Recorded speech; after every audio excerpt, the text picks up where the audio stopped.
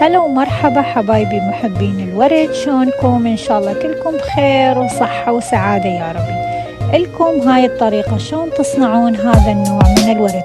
طبعا هذا الورد احنا نقوله توزيعات العرايس، هذا يوزعونه للأهل العريس والأهل العروسة، وإذا تحبون الطريقة تسوون مثلها أكيد. إذا أنتم تحبون لكم الطريقة شوفوا الفيديو، إذا حبيتوا الفيديو لا تنسون تشاركوا بالقناة وحطوا لايك.